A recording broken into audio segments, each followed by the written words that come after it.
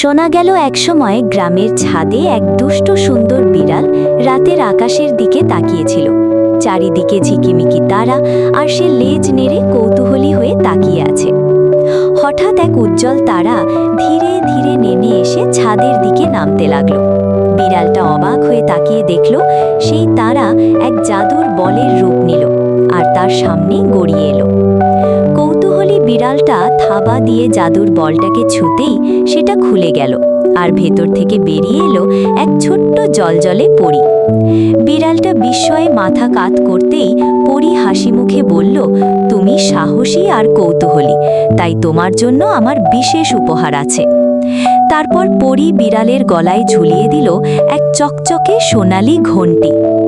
ঘণ্টি পেয়ে বিড়ালটা খুশিতে গড় গড় করে উঠল। এরপর সে ঘণ্টি বাজাতেই চারিদিকে ছড়িয়ে গেল জাদুর আলো। শিশুরা আনন্দে নাচতে লাগল, পাখিরা গান ধরল, আর পুরো গ্রাম আনন্দে ভরে উঠল। সেই দিন থেকে গ্রামে সবাই তাকে জাদুর বিড়াল নামে ডাকতে লাগল। আর সেই একই বিড়াল ক্যামেরার দিকে চোখ টিপে থাবা দিয়ে লাল রঙের বড় সাবস্ক্রাইব বাটনের দিকে ইশারা করে হেসে বলল, লাইক, কমেন্ট, সাবস্ক্রাইব করতে ভুলবে না।